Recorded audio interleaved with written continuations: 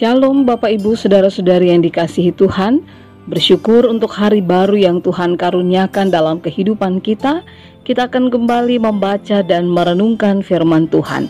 Bacaan Alkitab terambil dari kitab Kisah Para Rasul, pasalnya yang ke-20, ayat 22 hingga ayatnya yang ke-24 yang menyatakan, "Tetapi sekarang, sebagai tawanan roh, aku pergi ke Yerusalem, dan aku tidak tahu apa yang akan terjadi atas diriku di situ, selain daripada yang dinyatakan Roh Kudus dari kota ke kota kepadaku, bahwa penjara dan sengsara menunggu aku.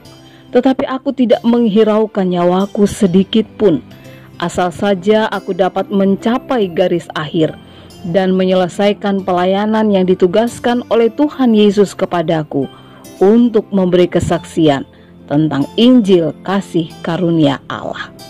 Demikianlah pembacaan Alkitab. Perjalanan hidup Paulus sebagai seorang rasul merupakan sebuah perjalanan hidup yang memiliki pengalaman hidup yang luar biasa. Paulus bisa dikatakan sangat berani mengambil resiko, sekalipun mempertaruhkan nyawanya dalam melaksanakan tugas panggilan.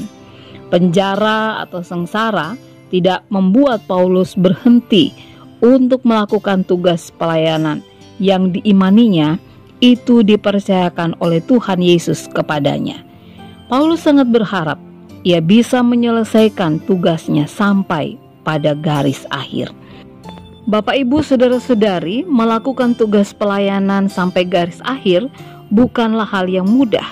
Namun kita bisa melihat pada sosok Paulus yang tentunya Paulus juga mencontoh pada diri Yesus, di mana seluruh panggilan atau tugas pelayanan itu dilakukannya secara total.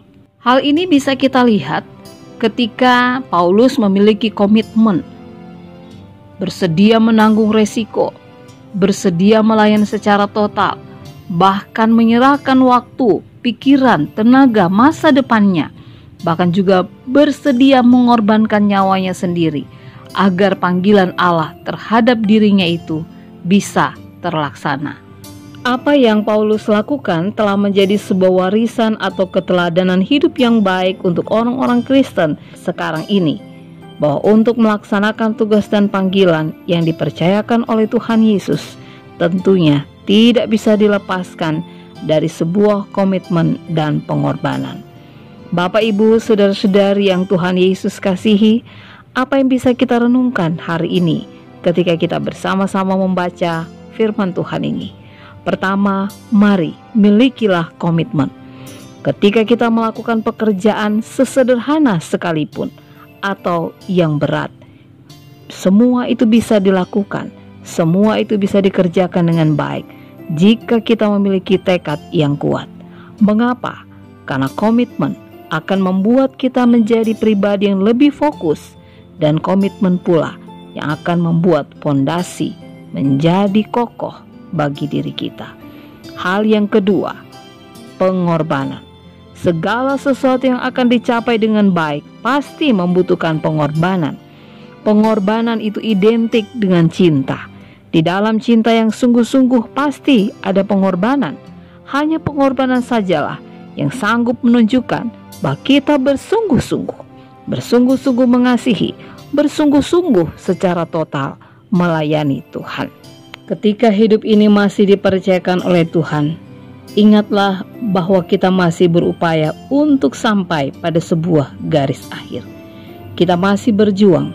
Karena itu, biarlah keteladanan Paulus menjadi contoh bagi kita untuk terus berupaya sampai pada akhirnya. Tuhan Yesus memberkati kita semua. Amin. Bapak Ibu Saudara-saudari yang dikasihi Tuhan, mari kita berdoa. Terima kasih ya Tuhan Yesus untuk firman Tuhan yang mengajarkan kepada kami agar dalam hidup ini, ketika kami masih dipercayakan untuk melakukan apa yang menjadi tugas dan tanggung jawab kami untuk sampai pada garis akhir, biarlah kami diberikan hikmat Allah untuk tetap memiliki komitmen dan siap berkorban, karena dengan segala sesuatu yang kami lakukan, maka itu akan membuat kami bisa mengerjakan segala tugas tanggung jawab yang Tuhan percayakan dalam hidup kami. Mampukan kami Tuhan, karena tanpa Tuhan kami tidak memiliki kekuatan ataupun daya untuk bisa berhasil. Di dalam nama Tuhan Yesus kami berdoa. Amin.